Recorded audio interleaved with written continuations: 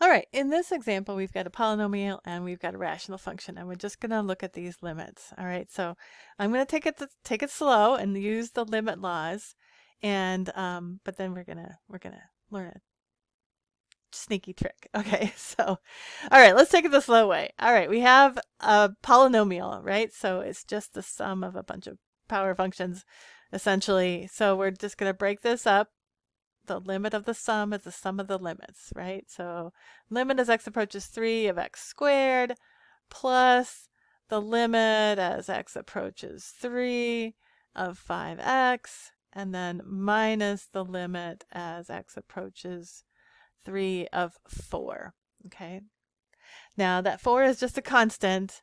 The other thing I can do is the only thing I really could do in, well, yeah, I could move this 5 out, right? So I could rewrite this as the limit as x approaches 3 of x squared plus 5 times the limit as x approaches 3 of x, and then minus the limit as x approaches 3 of 4. Okay. But now I can see that just is going to be, I can substitute the 3 in, I get 9 plus 5 times 3, which is 15, and then minus 4, right? Because that 4 just is a constant. And if I add that all together, it looks like I get, let's see, it looks like I'm going to get, what? 24 minus 4, so 20. I just realized I have a error in my notes. So, all right. So that's easy enough. Now, why didn't I just put in 3, right? Okay. So we'll get there.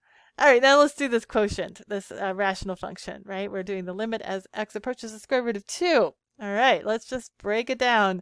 So we have the limit as x approaches the square root of 2. All right, and then we have this, the numerator, x to the fourth plus 3x squared. All right, and all of that is over another limit, the limit as x approaches square root of 2 of x squared minus 1.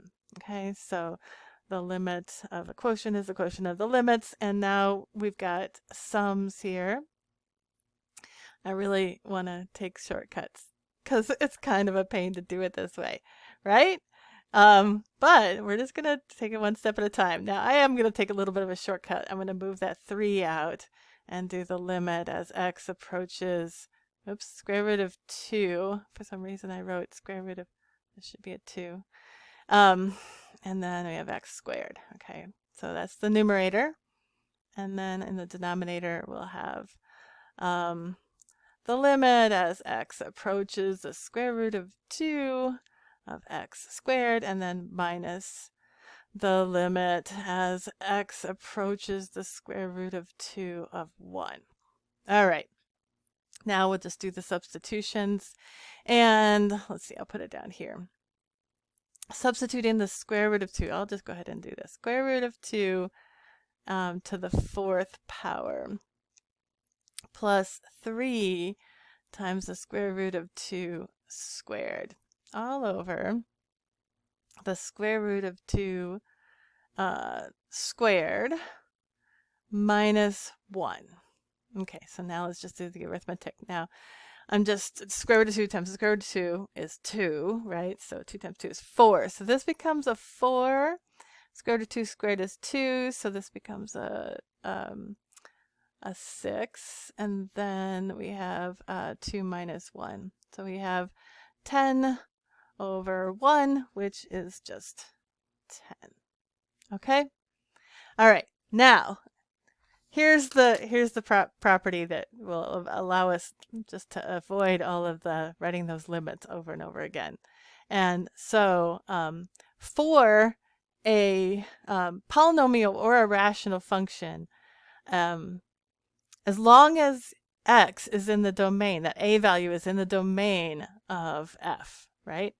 Then I can just do direct substitution. Okay, as long as it's in the domain of the function, as long as that a value is in the domain of the function. So, like for example, in part B, if I was trying to do the limit as x approaches 1, right here, if I tried to do the limit as x approaches 1, I can't do that. I can't just do direct substitution for that, because obviously you end up dividing by 0, which we can't do. All right, so that's the only thing you have to watch, that the value of x that you're approaching is in the domain of the function. And if it's a polynomial or a rational function, then you can just do direct substitution. Yay. All right, we'll see you in the next video.